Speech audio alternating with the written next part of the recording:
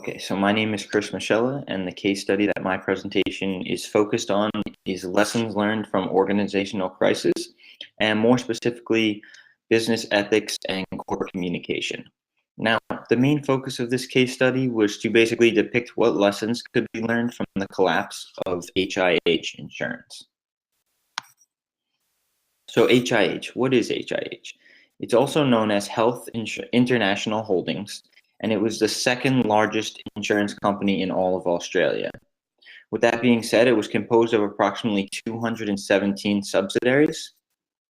And due to very poor leadership and bad ethical practices, the company went under with an estimated loss, including debts, of about $5.3 billion. One of the main reasons for the failure of HIH was inadequate provision of insurance claims. Along with that, another failure that could be attributed to the loss of money was improper pricing of past claims and policies. So essentially, this means that HIH mismanaged the company's core business services. So although several directors were prosecuted on various different offenses, CEO Ray Williams and non-executive director Rodney Alder are specifically focused on in this case for their part in the dilemma. So the defense dialogue and image repair. So in most scenarios, business ethics is a question of communicating ethics. So with that being said, corporate communication plays a major role in managing the moral organizational conduct of a company. So after a company does something wrong or unethical, the organization will then partake in strategies known as the defense dialogue or image repair. And so there's basically 5 main strategies that the companies can use. The first of those strategies being denial.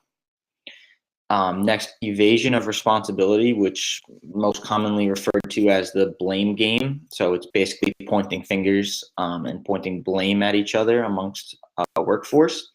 The reduction of the offensiveness of an act. Corrective action, which is basically to correct the mistake that was made rather than do something to try and counterbalance that mistake.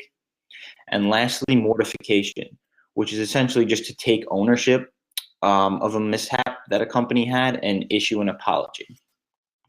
Now, these 5 strategies can be broken up into both positive and negative.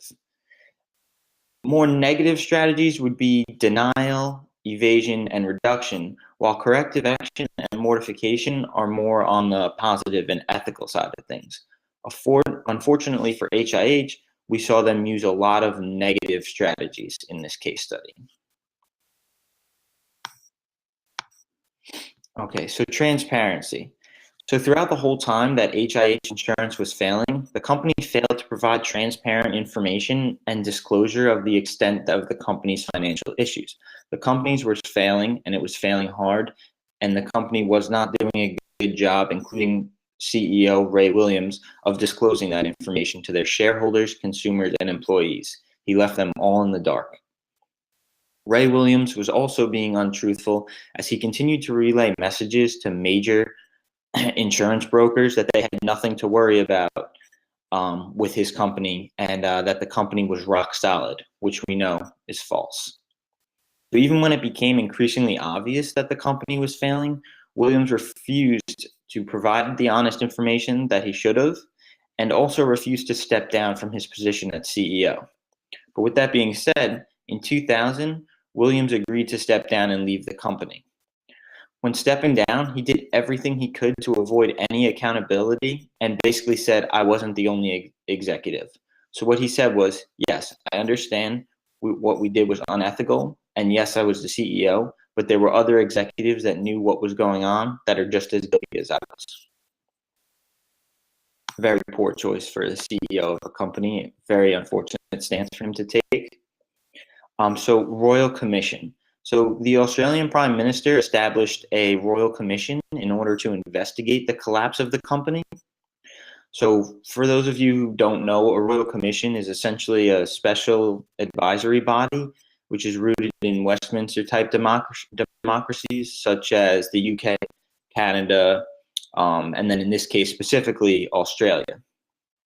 So the investigations of royal commissions report directly to Parliament, and it focused on things like when did HIH Insurance become unable to pay its debts on time? Were they withholding information, or were they giving misleading information to shareholders, employees, and just the general public? So to make a long story short, CEO and founder Roy Williams was sentenced to 4.5 years in prison for his part in the dilemma. So some of the major takeaways and lessons that we can learn from this case is that it's really crucial to pay attention to possible warning signs that a company may be failing, which HIH clearly seemed to ignore.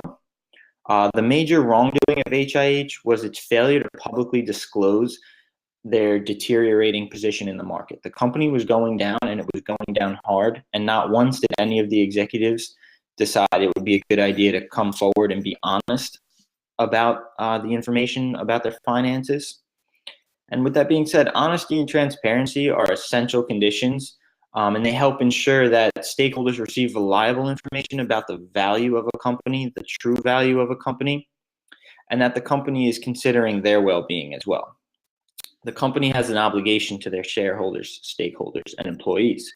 When I say transparency, I'm implying that the company demonstrates openness, communication, and accountability.